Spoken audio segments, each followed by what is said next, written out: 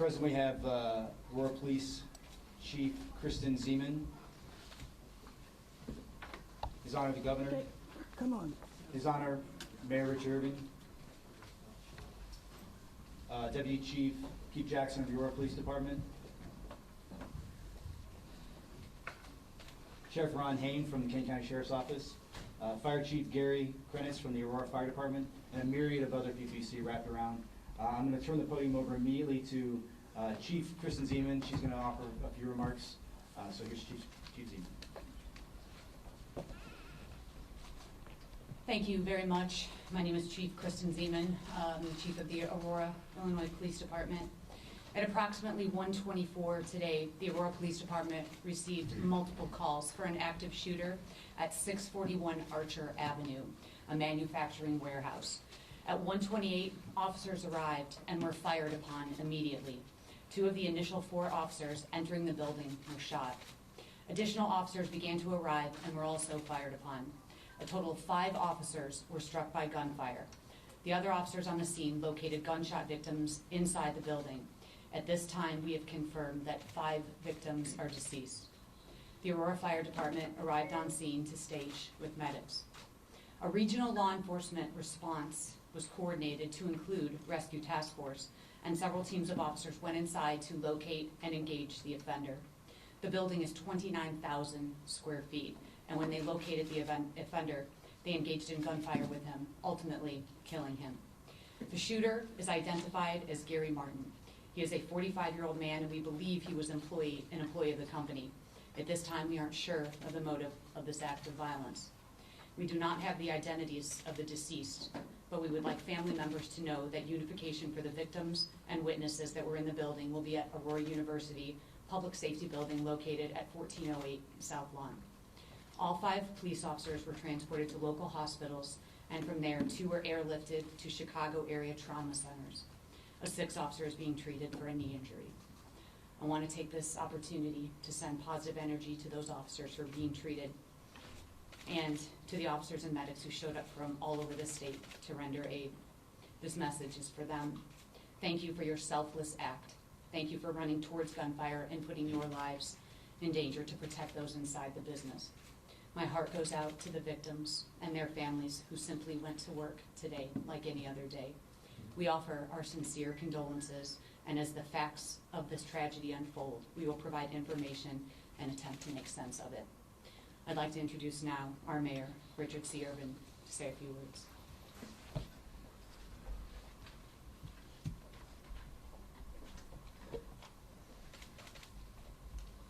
I don't think I can be clear in stating that today is a sad day in the city of Aurora. For so many years, we have seen similar situations throughout our nation, and the horrible feeling that we get when we see it on the news. To experience it firsthand, it's even more painful.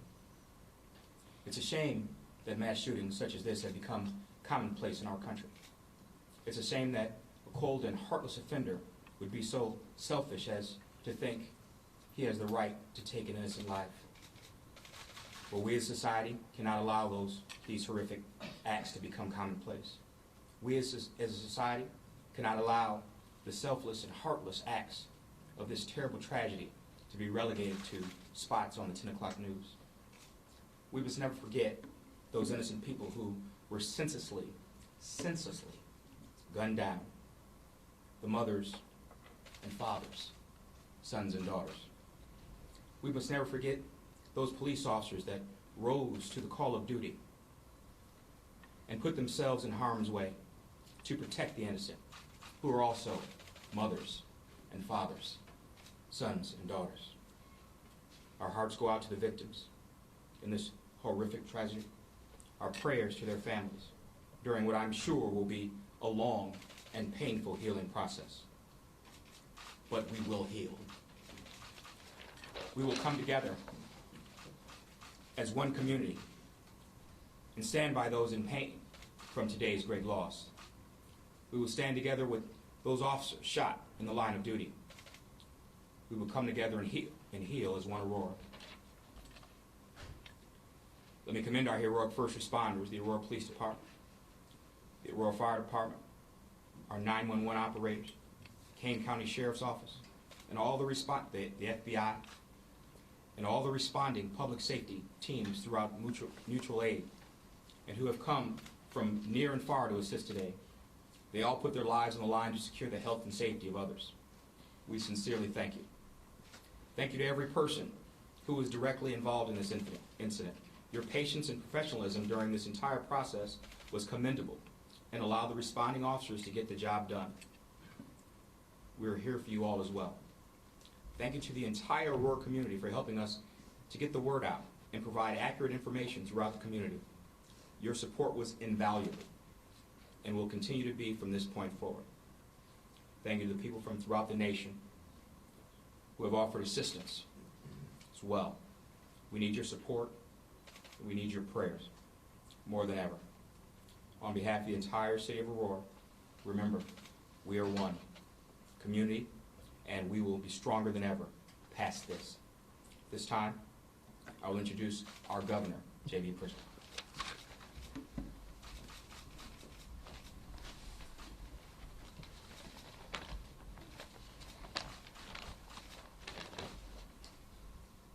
I want to begin by acknowledging the amazing work of the Aurora Police Department and Chief Zeman and all of the men and women who were first responders and every single law enforcement officer involved in securing this scene. You rushed toward danger, and in doing that you saved countless lives, and you represent the very best of what it means to protect our communities and to serve our communities. You have our deepest gratitude, and all the resources of the state that you need are at your disposal to continue your work into the evening and in the days ahead. I want to say a special thank you to the FBI, the ATF, Illinois State Police for offering backup, for being here to help the city of Aurora and the police department. There is no way to prepare for the pain of losing innocent people in the state that you were elected to lead, the state that you're elected to protect. There is no way to prepare. There are no words for the kind of evil that robs our neighbors of their hopes, their dreams, and their futures. There are no words to express our gratitude to the families of the officers who were injured in the line of duty as they responded within moments to the gravest kind of danger that they can face. Tomorrow, the families of the victims will be less than whole. They join a group that should not exist and yet continues to grow. This morning I stood with 1,500 community members in Chicago who are fighting the epidemic of gun violence that continues to ravage so many communities. These are everyday citizens who have been called to action by the loss of a loved one, by witness of violence in their communities, or by the simple desire for change. To the families of the victims here in Aurora, there are no words that I can offer to lessen the pain.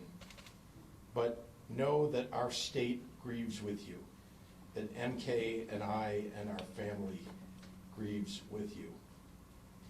May the memory of those that we lost today be a blessing. And more than that, may their memory fuel our work to bring peace to this state that we call home. And may God bless the brave law enforcement officers who continue to run toward danger.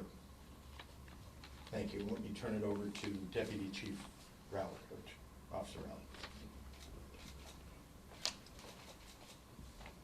Thank you, Governor. Okay, so we will return at 9 p.m. this evening. We will have something with much more substance in terms of the progress of our investigation so far. I hope to have enough to give handouts for everyone and answer questions perhaps at that time, but we're not going to take any questions right now, but we will come back at 9 o'clock. Okay, thank you very much.